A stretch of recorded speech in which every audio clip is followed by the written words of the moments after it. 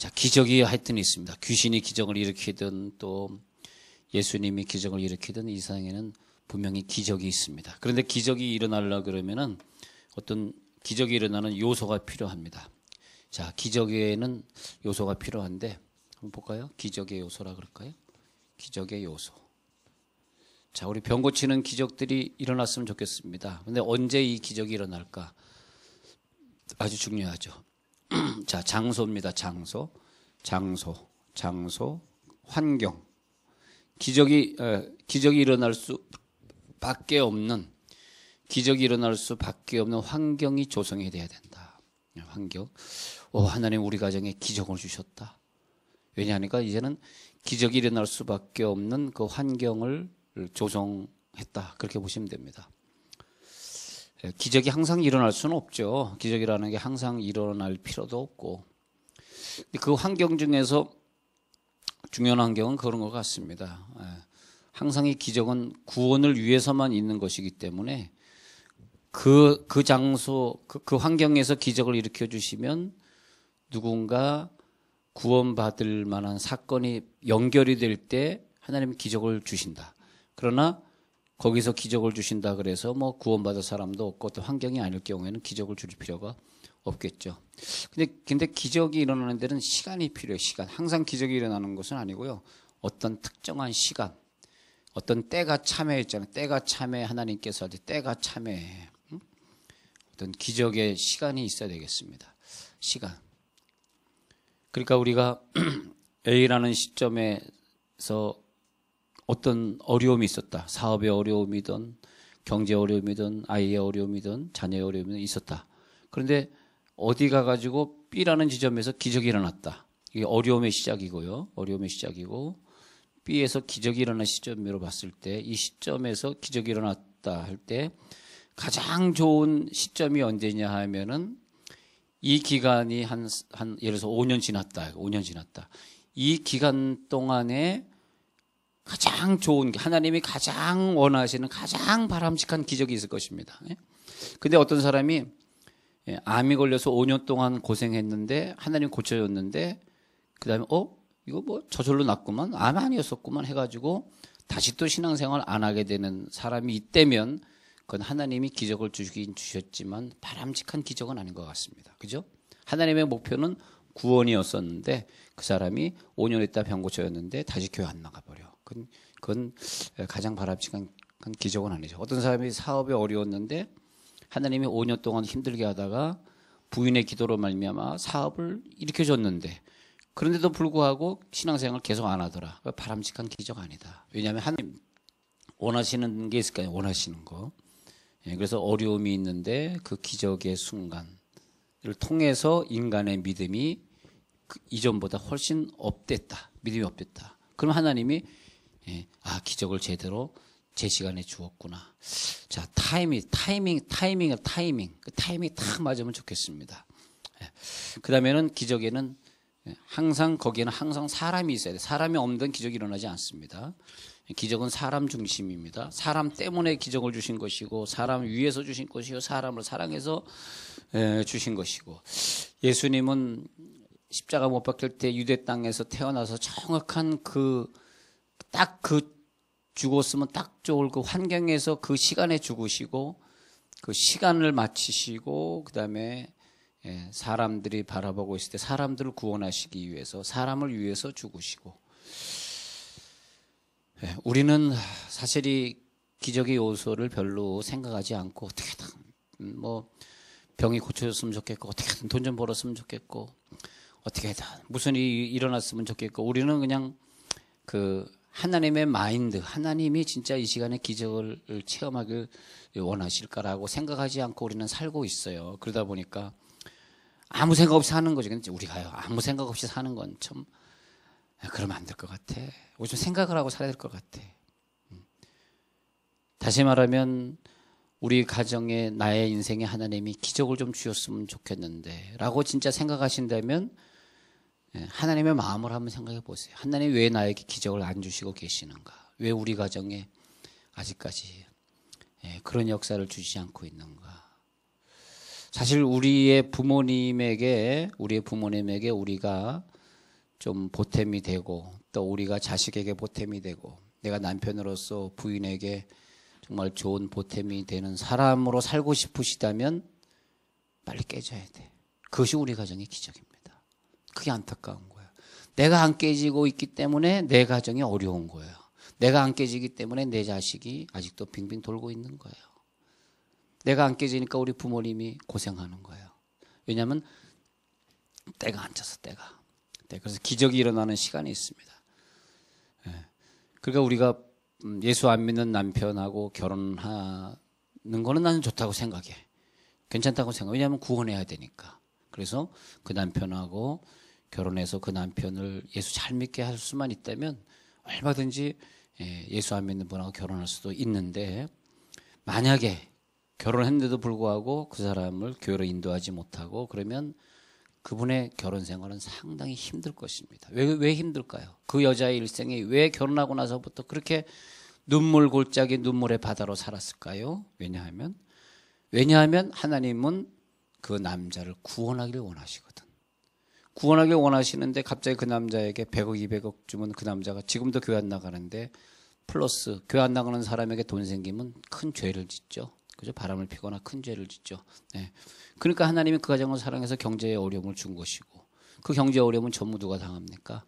예수 믿으면서 이 남편하고 결혼한 이 여자가 다 당하는 거죠. 네. 그렇지 않습니까?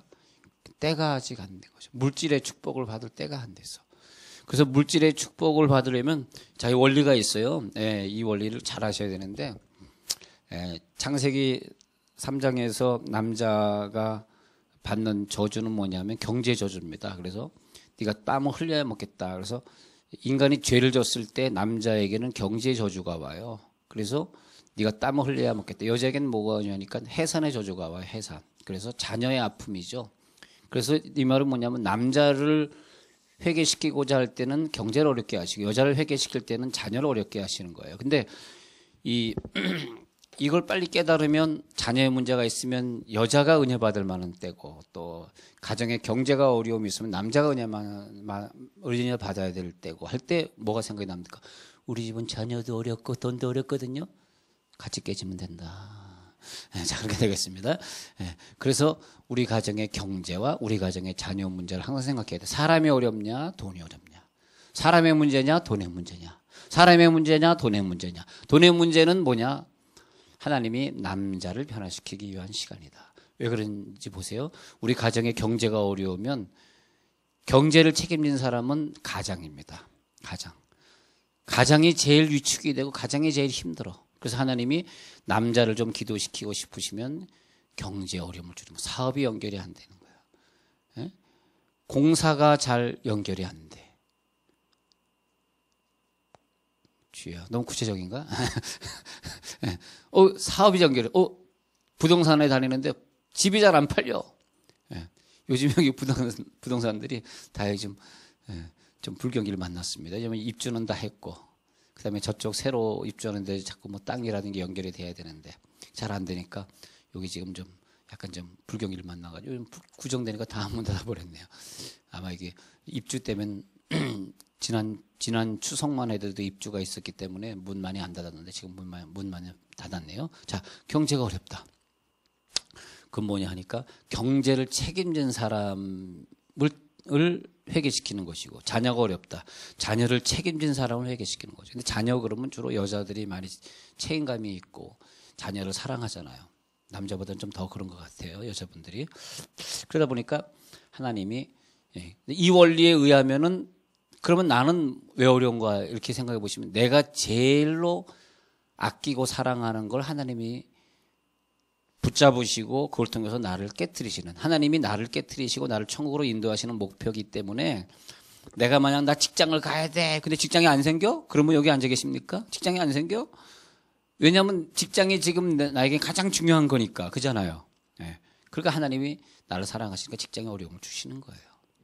다시 말하면 직장의 어려움도 가질 필요 없고 결혼의 어려움도 가질 필요 없고 경제 어려움도 가질 필요 없으려 그러면 지금 빨리 구원으로 들어와야 돼. 빨리 구원받고 빨리 구원을 위해 살고 하나님의 구원을 위해서 우리가 헌신하고 하나님의 나라를 위해 살고 하면은 세상에 세상에 그런 것처럼 좋은 일이 어디 있을까? 그런 것처럼 좋은 일이 어디 있을까? 할렐루야, 할렐루야. 옆에서 손 한번 잡아봐요. 우리 예수 열심히 믿으십시다. 빨리 고백해봐. 시작. 우리 예수 열심히 믿으십시다. 열심히. 그 길밖에 없어. 그 길이 최고 좋은 길이야. 최고 좋은 길이야. 저는 우리 와이프가 동창회 간다 그러면 꼭 얘기합니다. 여보, 동창회 가면 당신이 꼭 돈 내고, 그리고 거기 저 누구 선교사 있고 누구 목사 사모 있잖아. 거기 꼭 성경금 주고 그러고 오시오. 큰 소리 뻥 칩니다. 왜냐하니까 우리 와이프는 중학교 때부터 신랑감을 위해 기도했대. 그러니까 나처럼 키 크고 멋있는 애를 만난 거지. 예. 하여튼 남자는 키가 커야 되더라고. 키가 커야 돼. 키 크고 볼 일이야. 그게 뭐이냐 했더니 예수 믿은 것밖에 없어요. 와이프가 무슨 다른 사람은 난 게 뭐가 있습니까? 그렇잖아요. 여러분, 예수 믿으면 고생을 시킬 필요가 없는 거야. 하나님이. 왜 병 때문에 고생하고, 왜 경제 때문에 고생해? 남자가 안 믿으니까 경제 때문에 고생하고, 왜 자녀 때문에 고생해? 여자가 안 믿으니까. 근데 말이야. 근데 우리가 예수를 믿으니 하나님이 고난 줄 게 없잖아. 그잖아. 예수 잘 믿는데 뭐 경제를 어렵게 할 필요도 있겠어. 자식을 어렵게 할 필요가 있겠어. 그렇잖아요. 예. 자, 그래서 항상 기적은 일어나긴 일어나는데 어떻게 일어나는가. 자, 오늘 한번 보십시다. 마가복음 9장 14절에 있는 이 기적은 무슨 사건이냐면은 제자들은 귀신 들린 이 사람의 아들을 고쳐주지 못했다는 사건입니다. 제자들은. 그래서 17절에 무리 중에 하나가 대답하되 선생님, 말 못하게 귀신 들린 내 아들을 선생님께 데려왔나이다. 근데 귀신이 막 거품 불리게 하고 막 이를 갈게 하는데 선생님의 제자들에게 내쫓아달라 하였으나 그들이 능히 하지 못하더이다. 대답하여 이르시되 믿음이 없는 세대여 내가 얼마나 너희와 함께 있으며 얼마나. 자, 그러면 믿음이 없는 세대, 옛날 성경에는 패역한 세대여, 믿음이 없는 세대여. 자, 근데 여기에서 패역한 세대여, 믿음이 없는 세대여, 왜 기적이 일어나지 않았을까 하니까 제자들이라고 하는 그 사람이 기적을 일으켜야 될 시간이 안 됐고 기적이 일으켜질 환경을 조성하지 못했습니다. 그렇기 때문에 기적이 일어나지 않았습니다. 그런데 예수님이 어느 때 기적이 일어날 수 있는가를 말해주고 있습니다. 그래서 이의 아이를 데리고 오니까 귀신이 예수를 보고 곧 그 아이로 심히 격려를 일으키게 하는지라 그가 땅에 엎드려져 구르며 거품을 흘리더라. 귀신이 나갈 때 증세가 잘 나오고 있죠. 귀신은 그냥 나가지 않고 사람을 격려를 일으키게 하는. 그래서 귀신이 나가려고 그러는구나. 그렇게 알게 되겠죠. 자, 병이 고쳐질 때 보면은 몸에 있는 그 병이 더 심해지는 걸 볼 수 있습니다. 더 심해질 때 병이 고쳐지려고 하는 증세죠. 22절에 귀신이 그를 죽이려고 불가물에 자주 던졌나이다. 그러나 무엇을 하실 수 있거든 우리를 불쌍히 여기사 도와주옵소서 그랬단 말이에요. 그런데 예수님이 할 수 있거든이 무슨 말이냐. 믿는 자에게는 능히 하지 못할 일이 없느니라. 여기에서의 기적은 뭐냐 하면 예수님이 능치 못할 일이 없다라고 말할 때 어떤 기적을 말하냐면 먼저 기적이 일어나지 않았던 이유는 뭐냐 하면 제자들이 자기네들의 능력으로 이것을 고칠 수 있다고 생각했기 때문에 안 일어납니다. 기적은 왜 안 일어났을까? 제자들이 생각하기를 우리가 귀신을 쫓을 수 있다고 생각했습니다. 그때 기적은 일어나지 않았습니다. 자, 기적이라고 하는 것은 내가 있으면 내 속에는 예수님이 일으키는 것이지 내가 일으키는 게 아닙니다. 이걸 잘 알아야 됩니다. 자, 증명을 해보면 어떤 분들이 유명하신 분들이 뭐 헬렌 켈러라든지 또 우리나라에서 병을 많이 고쳤던 과거에 유명했던 이천성 목사님이라든지 하여튼 유명한 신유자들이 이 세상에 많이 살다가 갔는데 마지막에는 자기가 병이 걸리고 자기 병을 못 고치고 죽는 곳으로 대부분 데려가십니다. 제가 볼 때 신유자들의 대부분은 마지막에 자기 병을 못 고치고 죽습니다. 그런데 옛날에 이천성 목사님이 한 2년 반, 저 하늘산 기도원이라고 하는데 원장하시던 분이 2년 반 동안 식물인간으로 누워있을 때 그 당시에 살아계시던 오살리의 최자실 목사님이나 또 그 사위인 조영기 목사님이나 그 외에 많은 그 신유자들이 그 병원을 찾아가서 안수기도를 했는데 그분이 고쳐지지 않았습니다.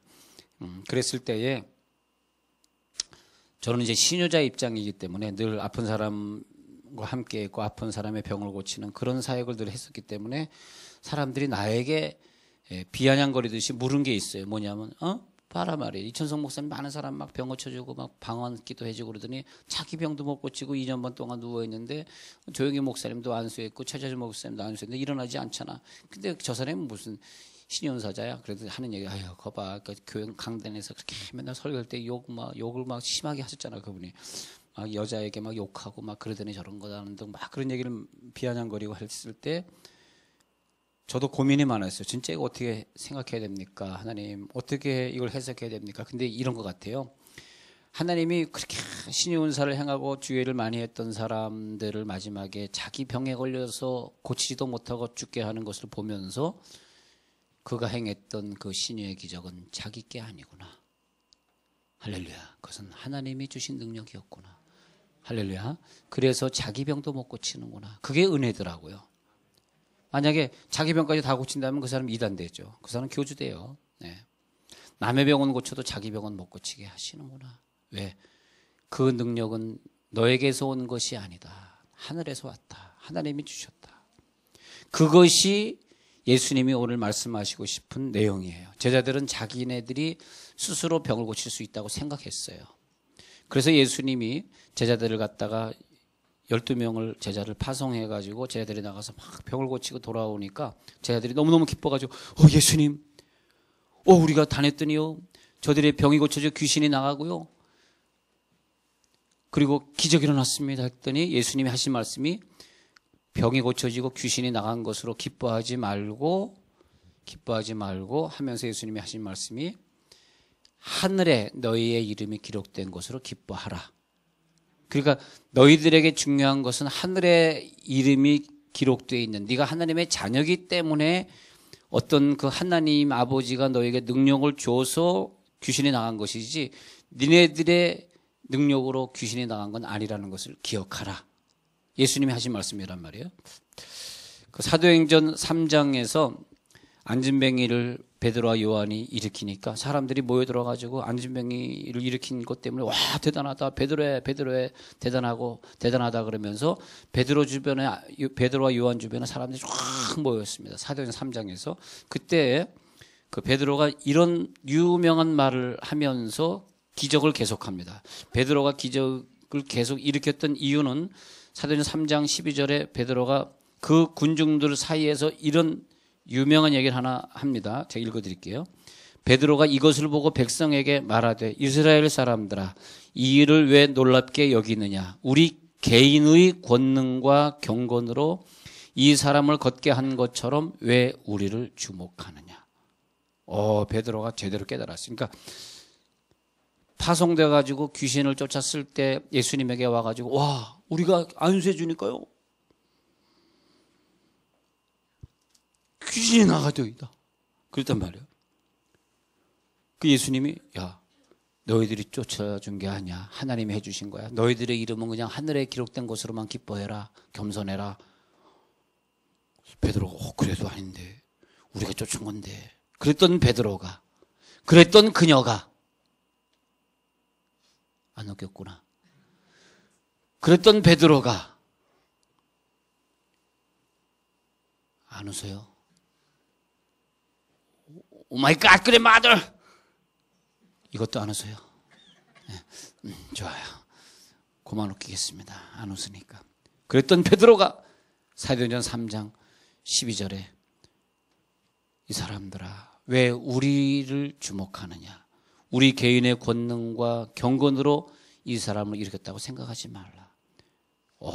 이 유명한 말을 남기는 거예요. 이해가 되시죠? 바로 이 지점, 바로 그런 깨달음에서 기적은 계속 일어난다. 내가 능력이 아니라 하나님이 나에게 능력을 주셔서. 여러분 항상 매사를 생각하세요.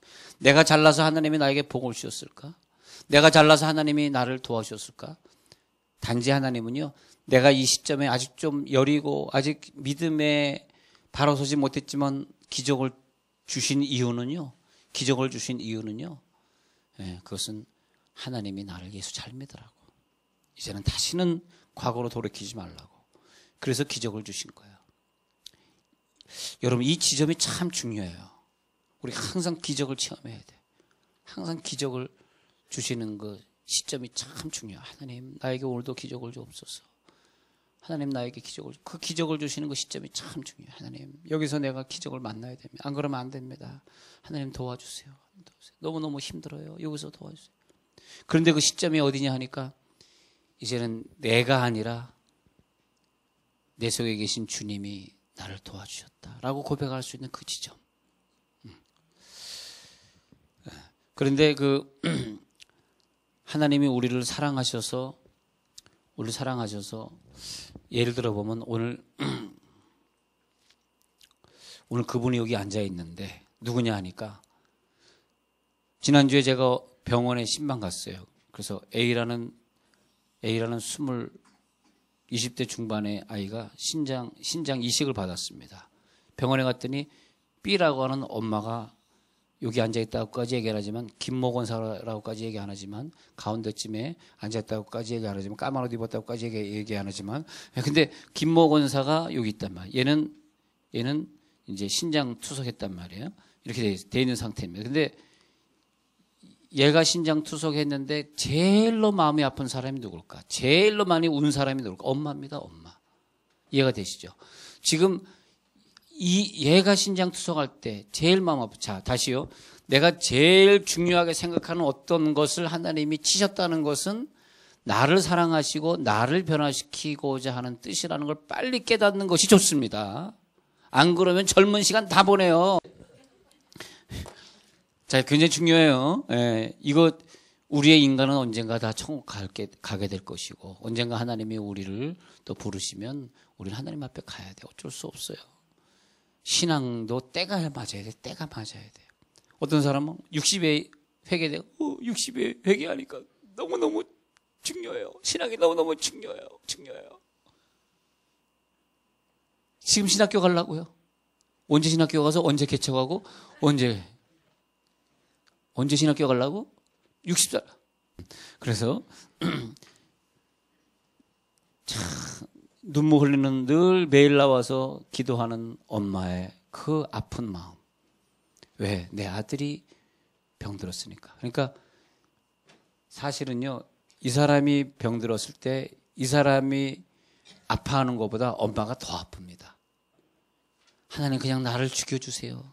나를 죽여주세요. 엄마가 마음이 더 아파요. 그래서 더 마음이 아픈 그 사람이 그 일어나고 있는 그 상황의 주인공이야. 아시겠어요? 그 일어나고 있는 상황의 주인공, 하나님의 표적, 하나님이 그를 변화시키고 싶은 사람이 누구냐니까 제일 마음이 아픈 그 사람입니다. 제일 마음이 아픈 사람. 근데 이 사람이 아픈데 이 사람의 마음은 절대 아프지 않을 사람이야. 내가 아무리 병들어도 저 사람 머리털 하나 까딱하지 않을 사람입니다. 그러면 내가 아플 필요도 없고, 그죠? 그래서 내가 안 아픈 거죠. 좀 어렵죠, 얘기가.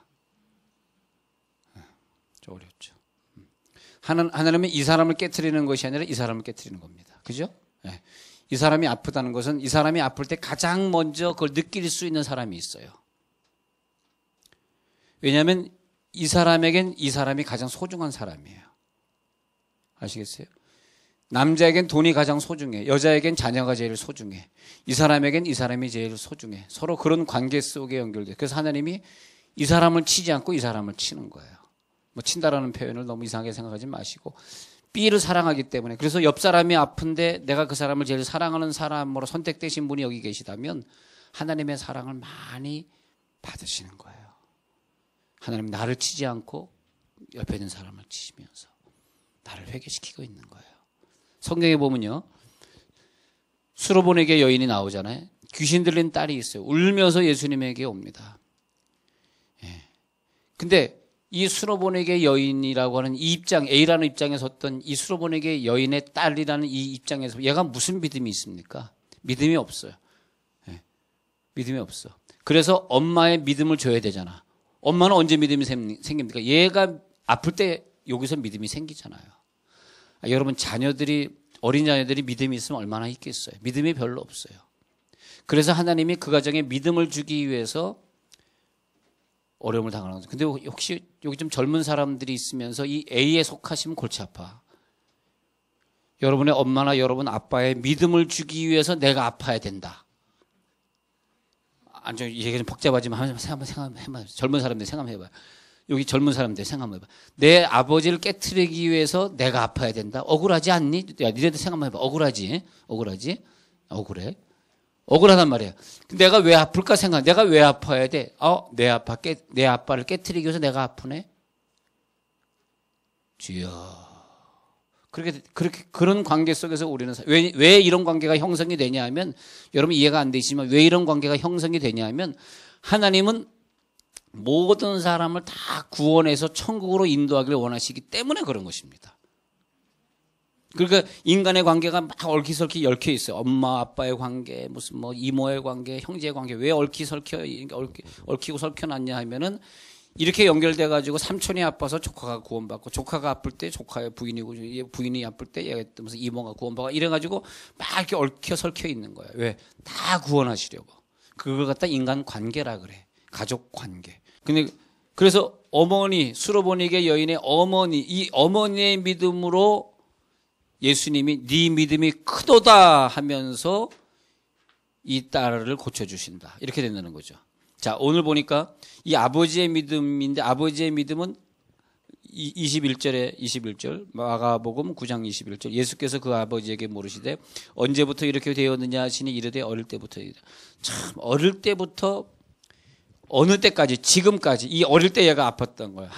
예를 들어서 한 15년 아팠다고 합시다. 내 딸이 흉악히 귀신 들린 사건 15년이라고 합시다. 그러면 15년 동안 해서 오늘 기적이 일어나는데, 요 지점에 가서 누구의 믿음? 아버지의 믿음이 이제는 때가 찼어. 기적이 일어날 시점까지 된, 그것이 15년 걸린 거예요. 15년은 제가 쓴 숫자지만은 어쨌든 오랜 세월 걸린 것입니다. 여러분, 저는 오늘 이 말씀 들으면서 여러분이 기도 제목 가지고 있는 모든 기도를 다 응답받으시길 간절히 축원합니다. 저는 매일 기적을 만나야 된다, 매일 질병이 떠나가야 된다를 믿는 사람으로서 오늘 그런 기적이 나타나길 정말 원합니다. 그러니까 이 마가복음 9장의 기적은 예수님이 제자들에게, 야, 니네들이 한다고 생각하지 말라. 기도해라, 기도해. 왜 기도해? 29절에 기도 외엔 다른 곳으로 이런 종류 나갈 수 없어. 왜 기도해? 하나님이 주시니까 너는 기도만 해. 기도만 하면 된다 하면서, 이제는 귀신아 내가 내게 명하노니 그에게로 다시 들어가지 말라. 예수님 탁 명령하시고, 그다음에 기도 외에는 이론류가 나갈 수 없다. 그러면서 예수님이 기도의 권세를 저들에게 주십니다. 여러분, 오늘 예수님이 여러분들의 기도의 권세를 줄 줄 믿습니다. 자, 남의 병 고쳐 주는 사건이든지, 이 사람을 위해 중보기도를 담당한 사람이든지, 혹은 아이들의 엄마나 아빠의 입장이 되어가지고 이 사람을 성공시키고 변화시켜야 되는 중요한 입장에 서 있는 사람들이요, 여러분들의 믿음에 의해서 얘는 고쳐지게 되어 있습니다. 이게 이 원리예요. 성경에 보면은 그 백부장의 신하가 아팠다는데, 백부장의 믿음, 이만한 믿음을 내가 보지 못하였노라 라고 마태복음 8장에서 백부장을 축복하시고 백부장의 신하를 고쳐주십니다. 그런 것처럼 그 당시에 이 사람을 담당한 그 백부장, 이 사람을 담당한 그 아버지, 그 어머니, 나인성의 과부의 아들이 죽었는데 예수님이 가셔서 그 장례하고 있는 그 관에다 손 얹으시고 아들을 살려주시는. 왜냐하니까 그 나인성의 그 불쌍한 과부의 그 믿음으로 얘를 살아나게 하는 거죠. 네 믿음이 크도다. 네 믿음이 크도다. 여러분, 오늘 내 믿음이 커지면 어쩌면 하나님이 내 학교, 내 직장, 내 결혼 문제, 내 자녀 문제를 해결하시는 것을 믿으시기 바랍니다. 내 믿음으로 되는 거예요. 그 믿음은 뭐냐 하니까, 예수님이 왜 니네들이 했다고 생각하니? 이것은 하나님께서 주셔야 돼. 하나님께서 너희들에게 능력을 주셨어. 지금까지 왜 그러면 기적이 일어나지 않았습니까? 내가 나를 믿었다. 내가 나를 믿었기 때문에 기적이 일어나지 않았습니다. 그러나 하나님이 여러분 자신을 믿지 말고 우리를 구원하신 예수를 의탁하시기 바랍니다. 예수님에게 완전히 그런 역사를 나타내겠다라고 하는 거. 즉 말하자면 말이에요. 제자들에게 귀신 쫓는 권세를 주셨다는 그 말은 뭐냐 하면 너희들은 이 일을 행하라. 너희들은 이 일의 심부름꾼이다. 그렇기 때문에 때로는 귀신이 나가기도 하고 안 나가기도. 지금은 이제 안 나간 사건이죠. 9장. 안 나간 사건도 있을 것이다. 왜? 네 것이 아니니까. 너는 심부름꾼이니까. 너는 파송만 받은 것이니까. 네가 귀신 쫓는다고 항상 나간다고 생각하니? 착각하지 마라. 신의 은사자들이 아무리 기도해도 자기 병도 못 고치지만은 100% 낫지 않는 것도 하나님의 은혜입니다. 그러니까 내 것이 아니라 하나님의 것이라는 걸 자꾸 생각하는 거죠. 어휴, 이 사람은 고쳤네, 이 사람 못 고쳤네. 역시 이건 내 것이 아니라 이거 은사는 하나님에게 빌려온 것이네, 하나님 것이네. 그런 마음이죠. 자, 눈 한번 감아 보겠습니다. 자, 눈을 감고 이제 내 마음속에 한번 생각해 보세요. 내가 꼭 응답받고 싶은 거, 병의 문제이든 내 앞길의 문제이든 내 자녀의 문제이든 그것은 기적이 일어나게 되어 있는데 오늘 이 시간에 나는 할 수 없습니다. 하나님만이 할 수 있습니다. 주의 뜻대로 행하시옵소서. 주의 이름으로 행하시옵소서. 주의 역사로 나타나게 하시옵소서. 한번 30초 동안만 한번 기도해 보십시다. 우리 합심해서 기도하면서 하나님께 간구합니다. 하나님 아버지